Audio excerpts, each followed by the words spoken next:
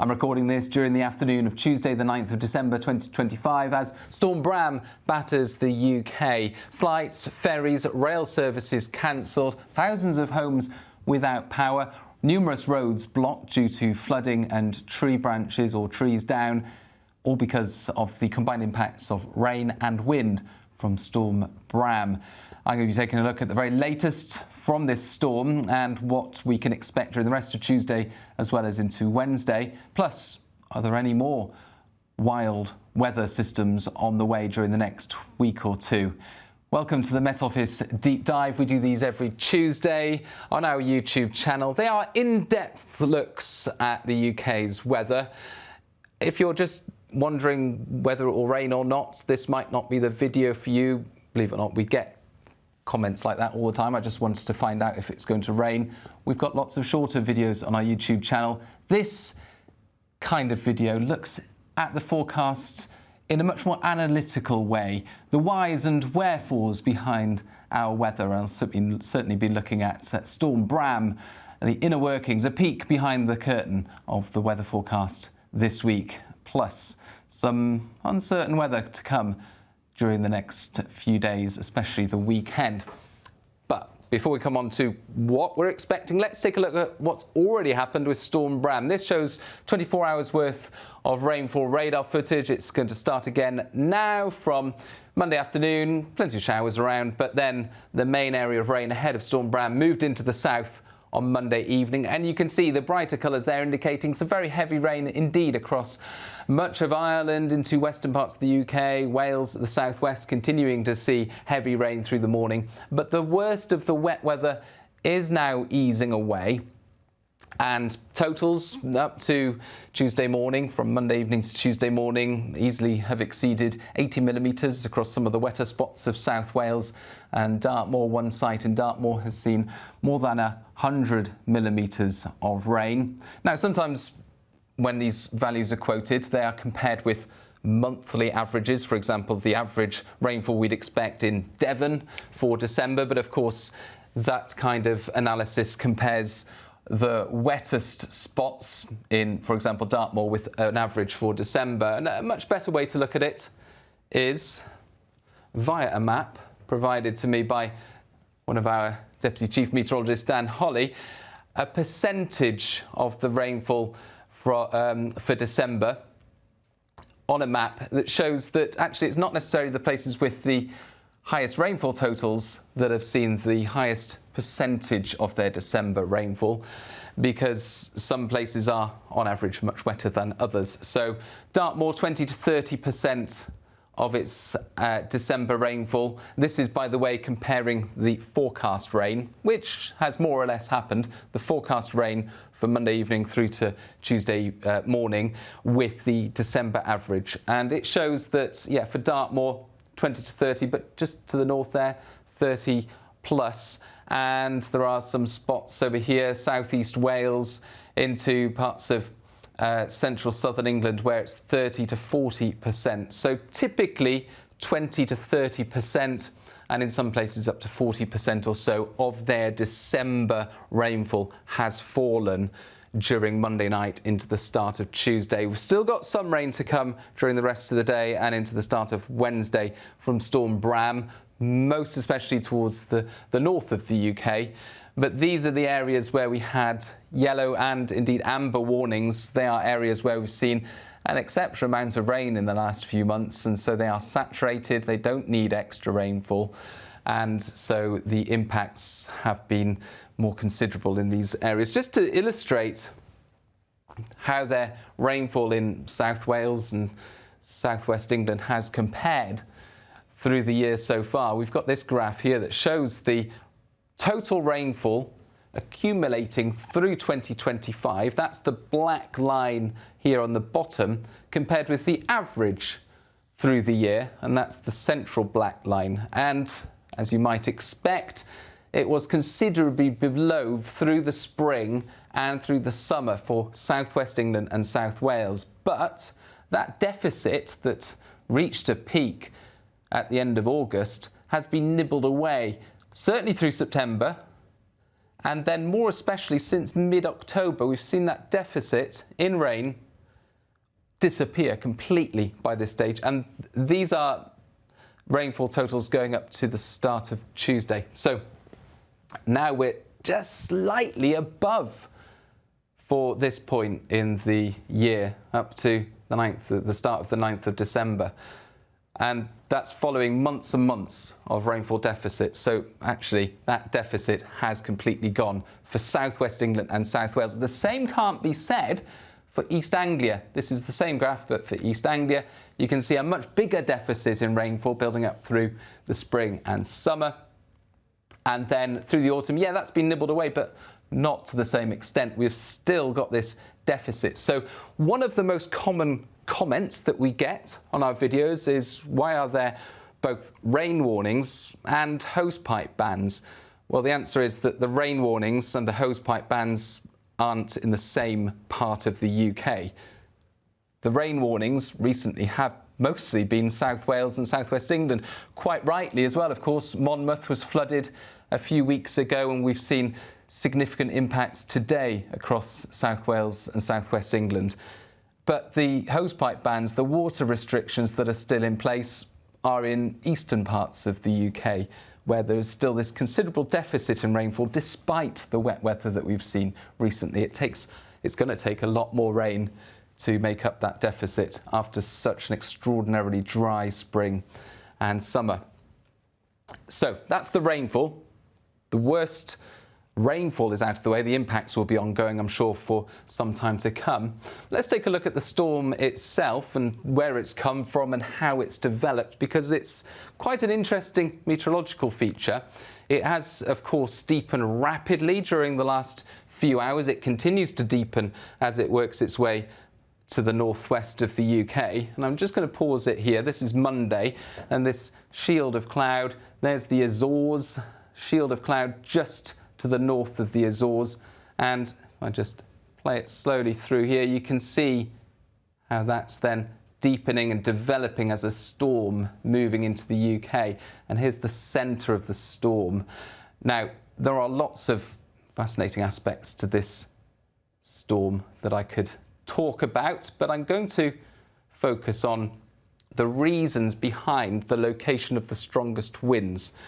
And I did a similar deep dive talking about this kind of low pressure. It's called a Shapiro-Kaiser low, and the unique characteristics of a Shapiro-Kaiser low pressure system. I did a similar deep dive, I think, earlier in the year, and we'll put a link to it in the description if you want to find out more.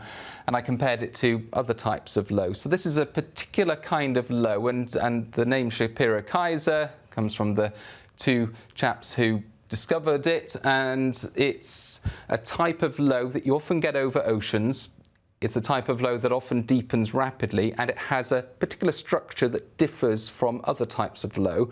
Why is that important? It's important because it then determines where the strongest winds will be. And in this case, it's interesting because we've seen the wet weather move through, so the heavy rain initially, so the worst impacts from the heavy rain first, earlier in the day on Tuesday, and then it's after the worst of the rain moves through that we've got the winds escalating, so the significant impacts from the winds still to come for the second half of Tuesday into the start of Wednesday. And that relates to how areas of warm air and cold air circulate around these types of low. And I'm going to just fast forward it there to 6 o'clock in the morning. And here's something I drew earlier, the placement of the warm fronts and the cold fronts. So, as I say, I described this kind of low, the Shapiro-Kaiser cyclone, in a bit more detail in a previous deep dive. If you want to find out more, there's a link in the description of this video. But one of the key things is the placement of the warm front and the cold front. Now, in other types of low, you have a warm front connected at the top in a location called the triple point to the cold front, and you've got in between something called a warm sector. That's where the warmer air is, and eventually the cold front catches up with the warm front. That lifts the warmer air above, and you get the two joining together.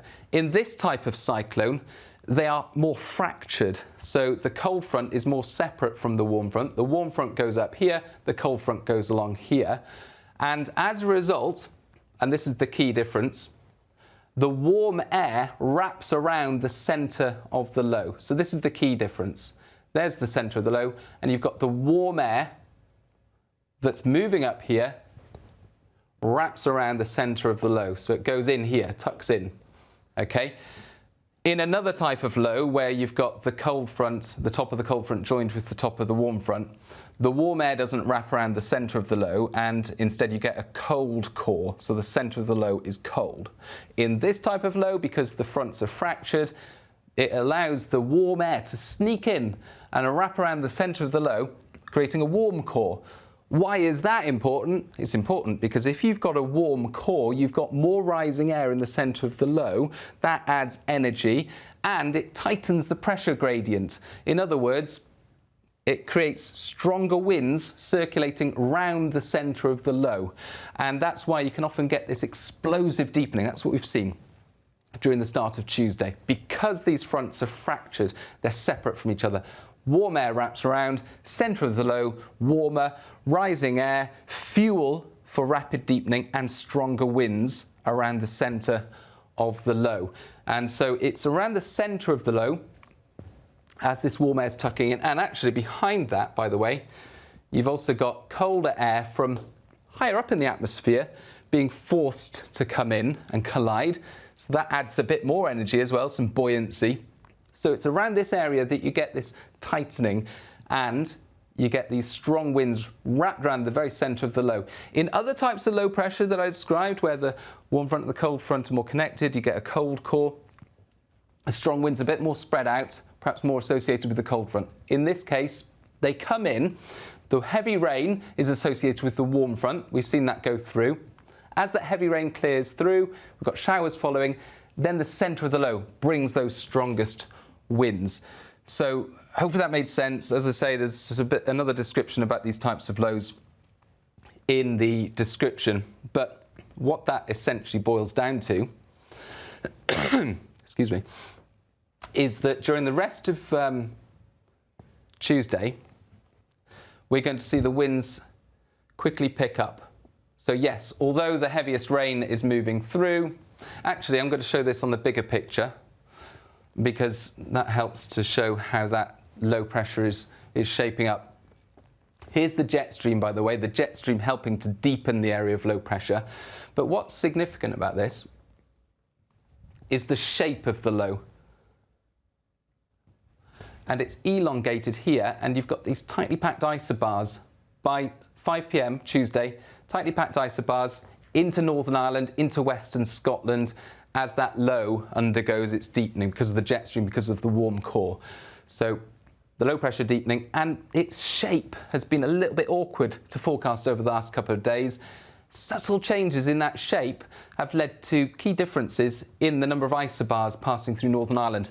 Hence, why we had to update Northern Ireland earlier in the day with an amber warning, because the shape was a little bit more elongated, pushing those tighter isobars into Northern Ireland.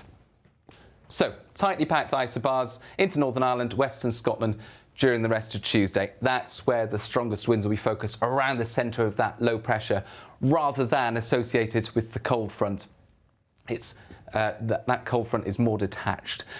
And because of those winds, of course, there are weather warnings in force. Now, for the rest of Tuesday, the focus is on winds. If I just fast forward there to Tuesday evening, and increasingly the focus is northern parts of the UK. So the peak winds have already occurred in the south. Let's zoom in a bit.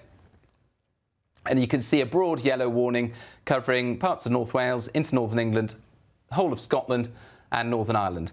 And that yellow warning area, 60 mile/hour gusts in places, 70 around exposed coastal areas. But for Northern Ireland, I'll just rewind a touch. There we go. We've got this smaller amber area covering the west and parts of the north. That's where there's the risk of 80 mile/hour wind gusts in places, particularly around the coast.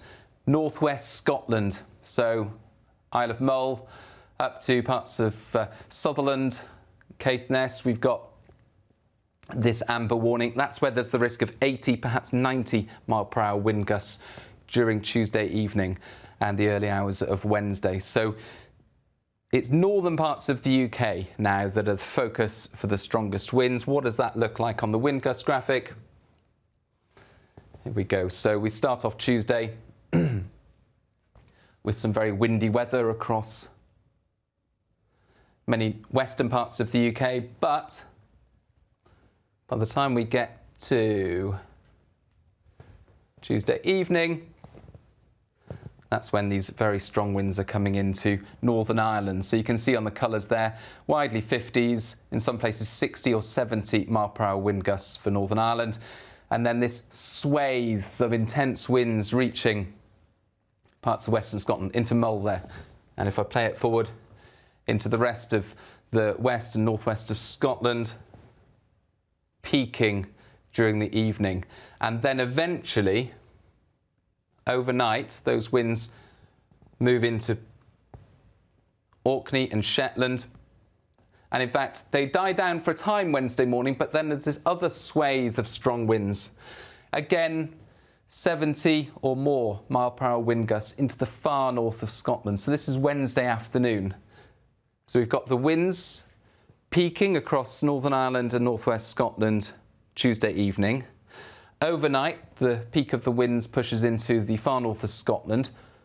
They dip a little bit during Wednesday morning, then they pick up again later in the day as Bram pulls away. Elsewhere in the UK, much less windy by Wednesday afternoon, so the wind's coming down all the time. As I say, they've already peaked across the south and they'll continue to come down during Wednesday. So, those kinds of wind speeds. We've got amber warnings. They can cause, obviously, widespread disruption. We've seen that disruption already, a lot of it due to rain, but increasingly that disruption will occur due to wind, ferry crossings, bridges, as well as transport disruption. There's likely to be flying debris, especially if people haven't secured outdoor furniture, Christmas decorations, that sort of thing. Dangerous conditions around coasts in particular. Parts of the north and northwest of Scotland prone to very large waves as well with this system. And the winds lasting quite some time across the north of Scotland, even if they are a short-lived, fierce feature elsewhere across the country. So, winds increasingly the concern, rainfall less so, because actually it becomes very showery over the next few days. This is the picture, 2 p.m. Tuesday, the heaviest rain moving out of the way. We've still got some wetter weather to come, swinging into the northwest of Scotland, accompanying those strongest winds. So heavy and persistent rain in this hook that moves into the northwest of Scotland. Showers elsewhere, some lively downpours across the west and southwest overnight and into the start of Wednesday. This is Wednesday morning. Heavy showers across Western England and Wales. Frequent downpours for Scotland and Northern Ireland, and they'll continue through the day. Further south you are, though, the more those showers will ease into the afternoon, and by the end of the afternoon into the evening, clear spells across England and Wales, winds becoming lighter, while we keep the blustery weather across Scotland, Northern England, Northern Ireland, a lot of cloud, and further spells of rain into central and western Scotland, showers further north again. So big contrasts north to south across the country, and of course, with the lighter winds and the clear skies in the south and southeast, a very different start to Thursday. We've got the potential for some mist patches in the southeast, feeling a bit colder once again. Wind starting to pick up though towards the west, the cloud arriving. So Thursday, a fine start for many. Some sunshine in the east and southeast, but some mist patches further west. A strengthening breeze and outbreaks of rain starting to move in. So it's going to turn a little bit colder, but not significantly so in the southeast. A big contrast compared with the warmth that we've got at the moment. And here's another aspect of the forecast that I want to mention. It's just how remarkably warm it is at the moment. A lot of people have commented about it. A lot of people ask me about the warmth that we've seen recently, but most especially today as Storm Bram hits the UK. And this graph shows just how warm the character of the air that the storm is carrying with it is. Now, this will take a bit of explaining. That's the purpose of the deep dive, isn't it? This shows the 1,000 to 500 hectopascal thickness at Camborne in Cornwall as recorded today compared with the extremes throughout the year. What are we talking about? Every day we send up once or twice a weather balloon from Camborne and a number of sites across the UK. The weather balloon measures air pressure, temperature, dew point, wind speed and so on. So we get this atmospheric profile. This shows how much distance that weather balloon is measuring between a pressure level of 1,000 hectopascals, which is close to the surface, right, to 500 hectopascals, which is about 5.5 kilometres above the surface. So it's measuring the distance between those two pressure levels. Now, when you heat up air, it expands. We know that because when we heat up hot air balloons, the balloon expands. That's what allows them to rise. So if you imagine the warmer the air becomes, the more it's inflating like a balloon. This is a measure then of how thick the air is and effectively how warm that air is if you measure the distance between those two pressure levels. So as the air gets warmer, the 500 hectopascal pressure level goes higher and the weather balloon will measure a greater distance. And this is basically showing the graph of the distance between those 2 points. And here's today's reading. Oh, I've cut off the calendar year here, but there's a scale on the bottom, which is the calendar year. We're in December, so obviously this is December at the end here. There's the summer, and it shows the extremes through the year. The top line is the highest that is in the database on, I should say, Dan Harris's website. It's a great website, Roost Weather, and Dan Harris is a chief meteorologist here at the Met Office, and he's made this great website that looks at the climatology of these balloon ascents, essentially. So this is the record in his database. It doesn't necessarily capture all the balloon ascents from Camborne, but it's the record from his database going back to around 1980. That's how high it has been. Obviously, it will go up in the summer and down in the winter. And in December, it tends to be much lower. That's the highest. That's the lowest on the bottom, the blue line. In the middle, you've got the average. So the higher the temperature of the air, the thicker it is. Now, that's today's balloon ascent. So it's up here. It was at, I think, close to 5600 metres, that distance. Considering that a summer heat wave, you'd get values of that thickness around 5640 metres, not far off a summer heat wave. Of course, you're not going to get a heat wave because there's a storm out there. The sun is weak, you've got a howling wind, you've got a lot of rain. But it shows just that sheer potential of the air that's come our way, how fundamentally warm in nature it is, come all the way from the tropics, that it's up here. And it's above the average for the summer, and it's close to some of the record values for the winter as well. So that just shows how warm it could be down here. That's as low as it can get, but it's all the way up here. That's today's balloon ascent from Cornwall, and it just captures how unusually warm the air is. Sometimes in the winter, because it's not all about how thick that layer of atmosphere is. Sometimes in the winter you can get a very thick layer when you've got high pressure and you've got this sinking air, but at the surface you've got an inversion, so temperature's much lower at the surface, and you could even get a frosty morning and a much thicker layer of air above it where the air is sinking and compressing. So it's not always about how thick that air is, but it is significant today, certainly. Why is that significant? Because of where the air's coming from. So this points to somewhere in Cheshire, Rosthern, and this shows where the air has come from at various levels in the atmosphere. The blue colours, the darker colours, are the air lower down, and then as you go higher up in the atmosphere, you've got the brighter colours. But essentially, at most levels in the atmosphere, the air has come from way down here. Some parts of the atmosphere, it's come from North Africa, other parts, Iberia. A lot of it has come from the warmer seas of the Atlantic.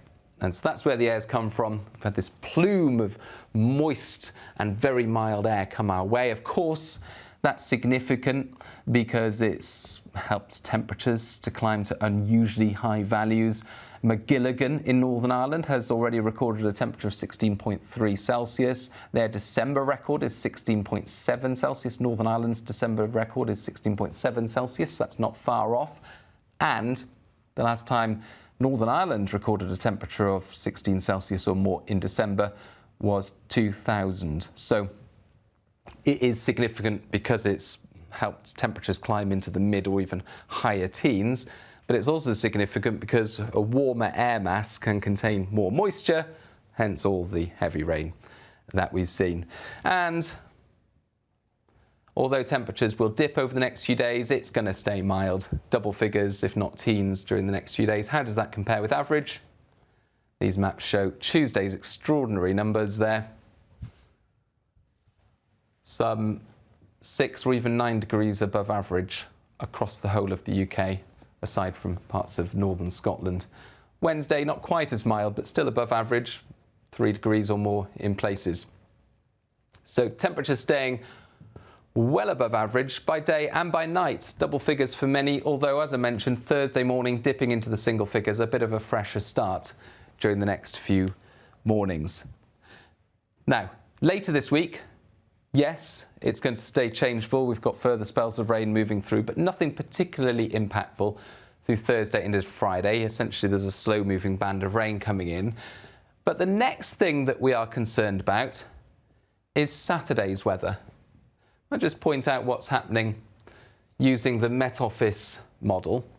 This is early Saturday, and there's an area of low pressure here which is swinging in another frontal system early Saturday with tightly packed isobars, strong winds, and this frontal system modelled to bring widespread heavy rain, particularly again to western parts of the UK.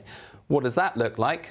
Well, this graphic here shows the total rainfall expected through Saturday and Sunday from 3 different computer models. The Met Office model on the left here, the European model in the middle, and the American model on the right. Now, the Met Office model has values in excess of 100 millimetres once again across higher parts of Western UK, including South Wales, including Western Scotland, North Wales and North West England. So that is worrisome. But that is currently considered a worst case scenario. Why is that? Because other computer models don't have that much rainfall. This European model has still some wet weather in western parts of the UK, but not of the order of the Met Office model. And the American model has it mostly focused across western Scotland, much drier further southeast. So what's going on? What model can we believe? Well, one thing that's important to point out is that the Met Office model, compared with many other models, is bringing the rain in much earlier, 24 hours earlier compared with others, and it's a more active frontal system. And there's a reason behind that, and we can explain what the reason is if we look at the comparison between the Met Office model and the European model here on the bottom. So the Met Office model on the top, I'll just fast forward to, don't want to go that far, Wednesday. I can't see that and scroll at the same time. Bear with me. Here we go. Right. This is the key point. Friday morning. And I want to draw your attention to the northwest of Canada, where the Met Office model has got 2 areas of low pressure. Likewise, the European model, 2 areas of low pressure coming out of Canada. And if I play this, then you can see what happens. The Met Office model during Friday has the jet stream coming out of northern Canada as well, and picks up this second low and deepens it quickly. The European model, the jet stream just misses that area of low pressure and picks up this low pressure instead. So, Met Office model wants to develop the first low, European model wants to develop the second low. And watch what difference that makes. This is a great example of chaos theory. By early Saturday, Met Office model has the first low coming in quickly to the UK. European model has the second low. First low is completely gone, it's fizzled away. European model, second low, that's what it's focusing on, but it's some distance behind the Met Office model in terms of its bands of rain and so on. By the time we get to Saturday afternoon, Met Office model, lots of rain across the UK, strong winds, etc. European model, much slower, rain still to arrive, drier day on Saturday, and even when that rain does arrive, it's not as developed, it's not as heavy. So that's the difference between the two. There's two areas of low pressure coming out of Canada. Met Office model deepens the first one, that arrives earlier, brings heavier rain with it. European model deepens the second one. There are more models that are like the European model, both in terms of the what we call operational models, but also the ensemble members, so the number of other simulations that we do from each of these modelling centres. That leads us to trust this one a little bit more. Doesn't necessarily mean we can rule out the Met Office model, we need to keep an eye on it, but hopefully these differences will become resolved in the next day or two because of course they emanate from northern Canada by Friday morning. So that's the key difference, and we'd prefer that one, if I'm honest, because it would lead to less rain in those areas that are so badly affected at the moment by all the rain. So what does that lead to us suggesting the most likely weather is for the weekend? If we went with this, the most likely scenario, drier start to Saturday, rain arriving overnight, and then a wet old day on Sunday, wettest over Western Hills. Still some significant rain totals, but most likely 50 to 100 millimetres over some of the wetter spots of the west before the rain eventually fizzles away. That's the most likely Met Office model at the moment considered worst case scenario. But of course we'll have more in the Met Office 10-day trend tomorrow. If you want to find out the very latest on that, hopefully we'll have a bit more clarity on the differences between these two and what's most likely to happen. And just to finish off, what can we expect after the weekend? Is there any end in sight to all this Atlantic-driven, westerly, southwesterly, wet and windy weather? The answer is, in the short term, no, not really. This graphic here shows the most likely weather patterns coloured up for each day of the next couple of weeks leading up to 22nd of December, so not far before Christmas. And mostly the colours here on this chart, this probability chart, are blues.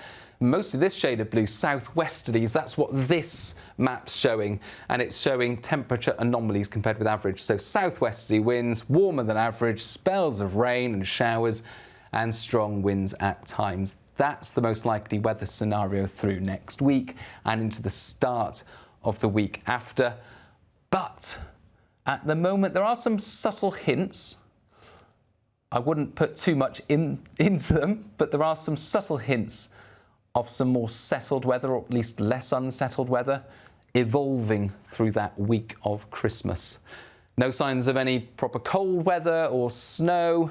It's mostly low pressure, spells of rain and wind and so on, but there is that promise towards the end of the year of something a bit less unsettled. And we'll keep you updated on that as and when we get more information, of course. You can follow those updates on our YouTube channel, but thank you for watching this. Thank you for bearing with me, and I hope you enjoyed it. Bye-bye for now.